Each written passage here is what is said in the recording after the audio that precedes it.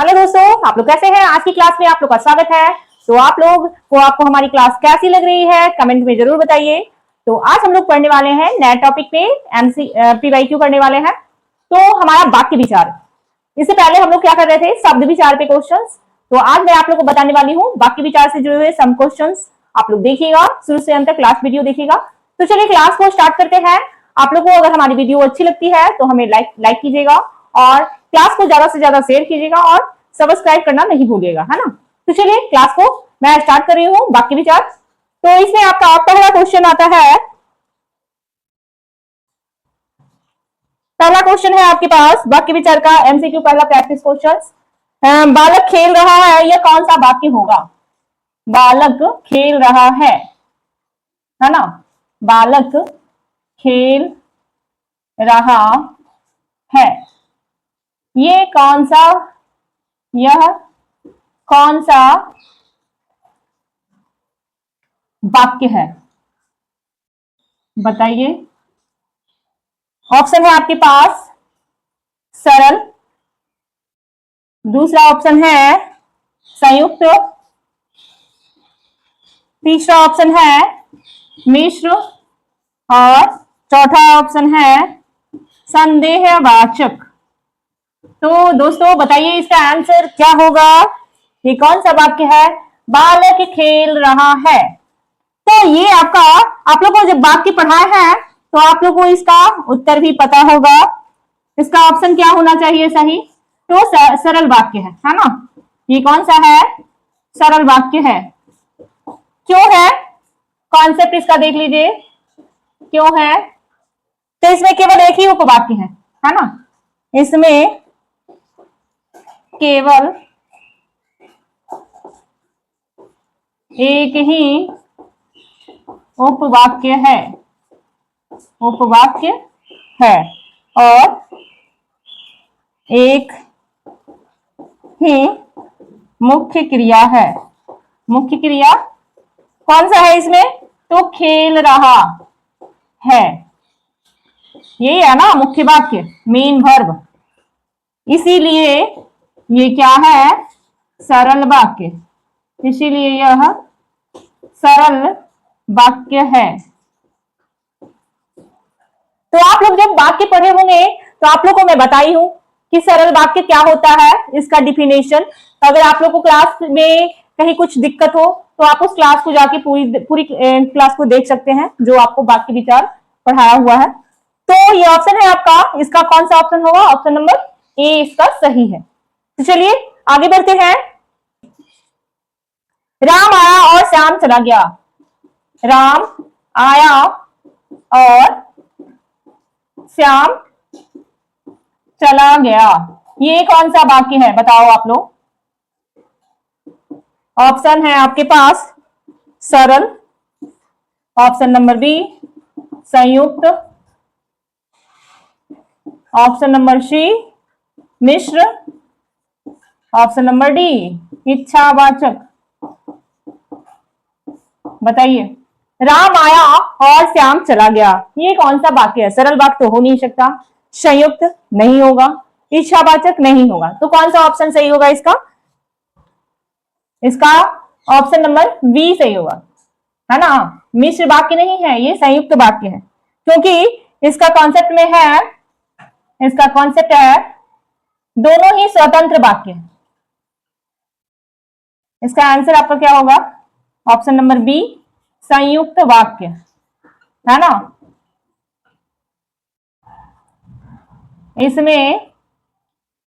इसमें दो स्वतंत्र उपवाक्य है, स्वतंत्र उपवाक्य। कौन सा? तो सबसे पहला तो है राम आया, दूसरा है श्याम चला गया। दोनों को और से जोड़ा गया है। ये जो वर्ड है, सॉरी ये सेंटेंस है और ये सेंटेंस है, इसको जोड़ा किससे गया है? और से जोड़ा गया है, और इसीलिए ये आपका संयुक्त वाक्य होगा, है ना। चलिए नेक्स्ट है, तीसरा क्वेश्चन है, जो लड़का दौड़ रहा है वो मेरा भाई है। तीसरा क्वेश्चन है, जो लड़का दौड़ रहा है वो मेरा भाई है। अब यहां बताओ आप लोग, ये कौन सा वाक्य है आपका? ये कौन सा वाक्य है? सरल, संयुक्त, मिश्र या आज्ञावाचक? आप इसमें से बताओ दोस्तों, ये कौन सा वाक्य है? यहाँ क्या हो रहा है? जो लड़का दौड़ रहा है वो मेरा भाई है। सरल वाक्य तो होगा नहीं। संयुक्त वाक्य, तो यहाँ कोई बीच में ऐसा वर्ड नहीं है जो कि दोनों को जोड़ रहा है, तो संयुक्त भी नहीं होगा। तो ये कौन सा होगा? आश्रित यानी कि मिश्र वाक्य होगा। यहाँ आंसर है आपका मिश्र, है ना? मिश्र वाक्य है। क्यों है देख लीजिए कॉन्सेप्ट इसका। जो लड़का दौड़ रहा है, जो लड़का दौड़ रहा है, आश्रित उपवाक्य है, आश्रित है, और वह मेरा भाई है, वो मेरा भाई है, यही ना था? तो ये आपका प्रधान वाक्य है, प्रधान उपवाक्य है, प्रधान उपवाक्य। अतः इसी वजह से ये आपका मिश्रित वाक्य है। जो लड़का दौड़ रहा है वो मेरा भाई है। समझ में आई बात? तो चलिए नेक्स्ट क्वेश्चन आपका चौथा है, सूरज डूबते अंधेरा हो गया। सूरज डूबते ही अंधेरा हो गया। अब बताओ ये कौन सा वाक्य है? पहला सरल, दूसरा संयुक्त, तीसरा मिश्र, चौथा प्रश्नवाचक। प्रश्नवाचक तो हो नहीं सकता, संयुक्त वाक्य है ही नहीं, मिश्र वाक्य भी नहीं है, तो ये आपका आंसर क्या होगा? सरल वाक्य, सरल वाक्य। यहां कॉन्सेप्ट देख लीजिएगा, इसका समाधान क्या है? तो सूरज डूबते ही, सूरज डूबते ही अलग उपवाक्य नहीं है। ये जो सूरज डूबते ही है, ये अलग उपवाक्य नहीं है। पूरे वाक्य में एक ही प्रधान उपवाक्य है, एक ही प्रधान उपवाक्य है। जब एक ही उपवाक्य होता है तो वो क्या कहलाता है? सरल वाक्य, है ना? तो ये होगा आपका राइट आंसर। नेक्स्ट क्वेश्चन है, मैं स्कूल नहीं गया क्योंकि मैं बीमार था, क्योंकि मैं बीमार था, है ना? तो ये कौन सा हो जाएगा? सरल, संयुक्त, मिश्र या विस्मयादि बोधक? बताओ। मैं स्कूल नहीं गया क्योंकि मैं बीमार था। यहां पर जो क्योंकि है, ये क्या कर रहा है? ऐड कर रहा है ना? ये क्या कर रहा है? ऐड कर रहा है। तो ये यहाँ पे कौन सा वाक्य हो जाएगा? मिश्र वाक्य। आंसर इसका क्या होगा? मिश्र होगा। इसमें उपवाक्य है, मैं स्कूल नहीं गया। कॉन्सेप्ट में इसको देख लीजिए, मैं स्कूल नहीं गया, प्रधान उपवाक्य है, प्रधान उपवाक्य है। और क्योंकि मैं बीमार था, मैं बीमार था, आश्रित उपवाक्य है। जब इस तरह का हो प्रधान और आश्रित तो वो क्या हो जाता है? मिश्र वाक्य, उपवाक्य है। इसीलिए ये क्या हो गया? मिश्र वाक्य। है ना, इसीलिए आपका मिश्र वाक्य हो गया। समझ में आई बात? चलिए नेक्स्ट क्वेश्चन नंबर 6। मेहनत करो और सफलता प्राप्त करो, है ना। मेहनत करो, सफलता प्राप्त करो। पहला ऑप्शन है सरल, दूसरा ऑप्शन है संयुक्त, तीसरा ऑप्शन है मिश्र और चौथा ऑप्शन है संदेहवाचक। तो ये मेहनत करो सफलता प्राप्त करो, इसमें से कौन सा होगा राइट आंसर? तो दोस्तों देखिए, ये आपका संयुक्त होगा। क्या होगा? संयुक्त हो गया। क्यों होगा? क्योंकि यहां पर जो है और ये मेहनत करो अलग है, सफलता प्राप्त करो अलग है, इसमें दो क्रियात्मक भाग है। कॉन्सेप्ट इसका देखिएगा, इसमें दो क्रियात्मक भाग है, क्रियात्मक भाग है ना। पहला कौन सा है? तो पहला है मेहनत करो और दूसरा है सफलता प्राप्त करो। इन दोनों को जोड़ा किसने? और ने। और ने इन दोनों को जोड़ा। सो इसीलिए ये क्या हो गया आपका संयुक्त वाक्य, है ना। राम आज विद्यालय नहीं गया। क्या है? राम आज विद्यालय नहीं गया। ये कौन सा वाक्य है बताओ? पहला ऑप्शन है विधानवाचक, विधानवाचक। दूसरा ऑप्शन है निषेधवाचक। तीसरा ऑप्शन है प्रश्नवाचक।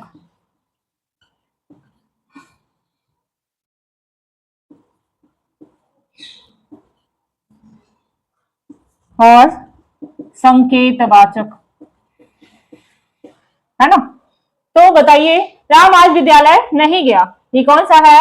विधान, निषेध, प्रश्न या संकेत? प्रश्न तो नहीं होगा, तो इसमें आपका निषेधवाचक होगा। क्या होगा? निषेधवाचक आंसर होगा बी, निषेधवाचक। निषेधवाचक होगा। क्यों होगा? तो कॉन्सेप्ट इसका देख लीजिए। जिस वाक्य में न का बोध होता है, जिस वाक्य में किसी कार्य के लिए, किसी कार्य के न होने का बोध हो, वह निषेधवाचक कहलाता है। निषेधवाचक वाक्य कहलाता है। तो इसमें आपका नहीं है ना, तो ये आपका कौन सा है? निषेधवाचक। समझ में आई बात? चलिए नेक्स्ट। अब है आपके पास स्क्रीन पे, क्या तुमने खाना खा लिया? खाना खा लिया। अब बताओ ये कौन सा वाक्य है? आज्ञावाचक, आज्ञावाचक है। दूसरा इच्छावाचक है। तीसरा विस्मयादिबोधक है, या चौथा प्रश्नवाचक है। तो यहां साफ ही पता चल रहा है, क्या तुमने खाना खा लिया, तो ये कौन सा वाक्य हो जाएगा? आपका प्रश्नवाचक हो जाएगा, है ना। जिस वाक्य में, इसका कॉन्सेप्ट हो जाएगा क्या? जिस वाक्य में प्रश्न पूछा जाए, प्रश्न पूछा जाए तो प्रश्नवाचक वाक्य होता है। जैसे प्रश्न पूछ रहा है ना, क्या तुमने खाना खा लिया, तो वो प्रश्नवाचक वाक्य है। तो ऑप्शन नंबर डी इसका आंसर कौन सा है? डी, है ना। चलिए क्वेश्चन है आपके पास, कृपया दरवाजा बंद कर दो। कृपया दरवाजा बंद कर दो, ये कौन सा है वाक्य? पहला ऑप्शन आज्ञावाचक, पहला ऑप्शन आज्ञावाचक, दूसरा ऑप्शन प्रश्नवाचक, तीसरा ऑप्शन संकेतवाचक और चौथा ऑप्शन है विधानवाचक। बताओ कि कौन सा होगा। तो इसमें देखिए, कृपया दरवाजा बंद कर दो, किसी भी तरह का वैसा वाक्य जिसमें आदेश हो, अनुरोध हो, प्रार्थना हो, वो किसके अंतर्गत आता है? तो आज्ञावाचक के अंतर्गत आता है। तो ऑप्शन नंबर ए आपका सही होगा, है ना। क्यों? क्योंकि कॉन्सेप्ट में आप जान लो, किसी भी तरह का वाक्य, किसी भी तरह का वाक्य जैसे आदेश, अनुरोध या प्रार्थना का हो, वो आपका क्या कहलाएगा? आज्ञावाचक कहलाएगा। समझ में आई बात? तो ऑप्शन नंबर ए सही होगा। आगे, काश परीक्षा में, काश मैं परीक्षा में प्रथम आता, परीक्षा में प्रथम आता, तो ये बताइए ये आपका क्या होगा? ऑप्शन है आपका संदेहवाचक, दूसरा इच्छावाचक, तीसरा प्रश्नवाचक, चौथा निषेधवाचक। तो यहां पर क्या जताया जा रहा है? संदेह तो नहीं किया जा रहा है, ये तो गलत है। प्रश्नवाचक भी आपका नहीं होगा क्योंकि प्रश्न नहीं है, निषेध नहीं है। यहां पर क्या हो रहा है? तो इच्छावाचक, इच्छा जाहिर की जा रही है ना। जिस वाक्य में इच्छा, कामना या आशीर्वाद की भावना हो, वो आपका क्या कहलाएगा? इच्छावाचक। तो आंसर इसका इच्छावाचक होगा। समझ में आई बात? चलिए आगे बढ़ते हैं। कॉन्सेप्ट है, जिस वाक्य में इच्छा, कामना या आशीर्वाद की भावना हो, आशीर्वाद की भावना हो, वह इच्छावाचक होता है ना। चलिए, शायद आज वर्षा होगी, शायद आज वर्षा होगी, ये कौन सा वाक्य है? संदेहवाचक,